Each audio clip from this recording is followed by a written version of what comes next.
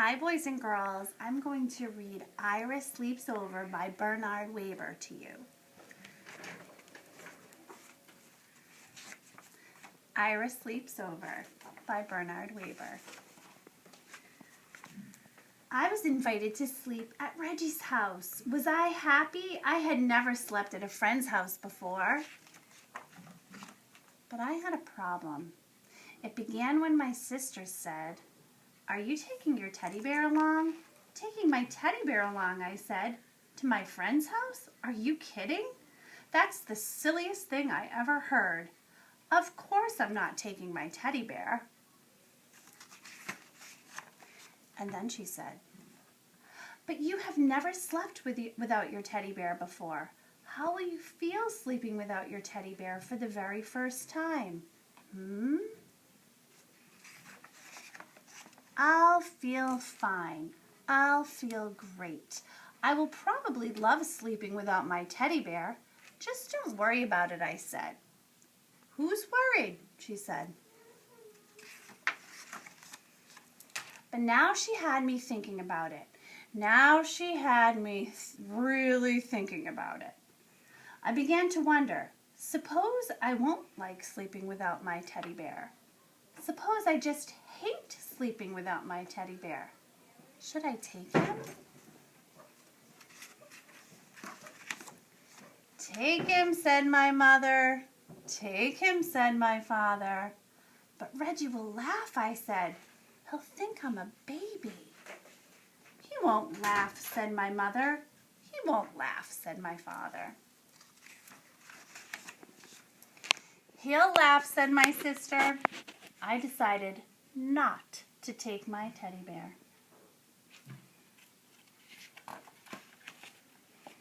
That afternoon, I played with Reggie. Reggie had plans, big plans. "Tonight," he said, "when you come to my house, we are going to have fun, fun, fun. First, I'll show you my junk collection, and after that, we'll have a wrestling match, and after that, a pillow fight, and after that, we'll do magic tricks, and after that, we'll play checkers, and after that, we'll play dominoes, and after that, we can fool around with my magnifying glass." "Great," I said. "I can hardly wait." "By the way," I asked, "what do you think of teddy bears?" But Reggie just went on, talking and planning as if he had never heard of teddy bears. And after that, he said, "Do you know what we can do after that? I mean, when the lights are out and the house is really dark? Guess what we can do?" "What?" I asked. "We can tell ghost stories." "Ghost stories," I said. "Ghost stories," said Reggie. "Scary, creepy, spooky ghost stories." I began to think about my teddy bear. "Does your house get very dark?" I asked. "Uh-huh," said Reggie. "Very, very dark?" "Uh-huh," said Reggie. "By the way," I said again, "what do you think about teddy bears?" Suddenly, Reggie was in a big hurry to go someplace. "See you tonight," he said. "See you," I said. I decided to take my teddy bear. "Good," said my mother. "Good," said my father. But my sister said, What if Reggie wants to know your teddy bear's name? Did you think about that? And did you think about how he will laugh and say, 'Ta-ta is a silly baby name, even for a teddy bear'?" "He won't ask," I said. "He'll ask," she said. I decided not to take my teddy bear. At last, it was time to go to Reggie's house. "Good night," said my mother. "Good night," said my father. "Sleep tight," said my sister. I went next door where Reggie lived. That night, Reggie showed me his junk. He showed me his flashlight, his collection of bottle caps, a chain made of chewing gum wrappers, some picture postcards, an egg timer, jumbo goggles, a false nose and mustache, and a bunch of old rubber stamps and labels from his father's office. We decided to play office with the rubber stamps. After that, we had a wrestling match, and after that, a pillow fight. And after that, Reggie's father said, "Bedtime." "Already?" said Reggie. "Already," said his father. We got into bed. "Good night," said Reggie's father. "Good night," we said. Reggie sighed. I sighed. "We can still tell ghost stories," said Reggie. "Do you know any?" I asked. "Uh-huh," said Reggie. Reggie began to tell a ghost story. Once there was this ghost, and he lived in a haunted house, only he did most of the haunting himself.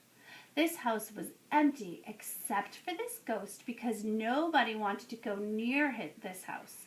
They were so afraid of this ghost. And every night this ghost would walk around this house and make all kinds of clunky, creaky sounds. A roomp, like that.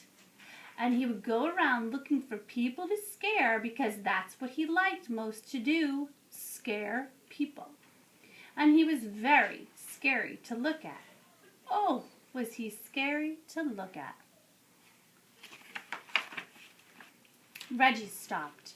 "Are you scared?" he asked. "Uh-huh," I said. "Are you?" "What?" said Reggie. "Are you scared?" "Just a minute," said Reggie. "I have to get something." "What do you have to get?" I asked. "Oh, something," said Reggie. Reggie pulled that something out of a drawer. The room was dark, but I could see it had fuzzy arms and legs and was about the size of a teddy bear. I looked again. It was a teddy bear. Reggie got back into bed. "Now this ghost," he said. "Is that your teddy bear?" I asked. "What?" said Reggie. "Is that your teddy bear?" "You mean this teddy bear?" "The one you're holding," I said. "Uh-huh," Reggie answered. "Do you sleep with him all the time?" "What?" said Reggie. "Do you sleep with him all the time?" "Uh-huh." "Does your teddy bear have a name?" "Does your teddy bear have a name?" I said louder. "Uh-huh," Reggie answered. "What is it? You won't laugh?" said Reggie. "No, I won't laugh," I said. "Promise?" "I promise." "It's Foo-Foo." "Did you say Foo-Foo?" "Uh-huh," said Reggie. "Just a minute," I said. "I have to get something." "What do you have to get?" Reggie asked. "Oh, something," I answered. The next minute, I was ringing my own doorbell. The door opened. "Ira," everyone said. "What are you doing here?" "I changed my mind," I answered. "You what?" said my mother. "You what?" said my father. "You what?" said my sister. She was still up. "I changed my mind," I said. "I decided to take Tata after all." I went upstairs. Soon I was down again with Tata. My sister said, "Reggie will laugh. You'll see how he'll laugh. He's just going to fall down laughing." "He won't laugh," said my mother. "He won't laugh," said my father. "He won't laugh," I said. I came back to Reggie's room. "I have a teddy bear too," I said. "Do you want to know his name?" I waited for Reggie to say, "Uh-huh," but Reggie didn't say, "Uh-huh." Reggie didn't say anything. I looked at Reggie. He was fast asleep. Just like that, he had fallen asleep. "Reggie, wake up," I said. "You have to finish telling the ghost story." But Reggie just held his teddy bear closer and went right on sleeping. And after that, well, there wasn't anything to do after that. "Good night," I whispered to Tata, and I fell asleep too. I hope you enjoyed that story, boys and girls. I'll see you soon. Bye.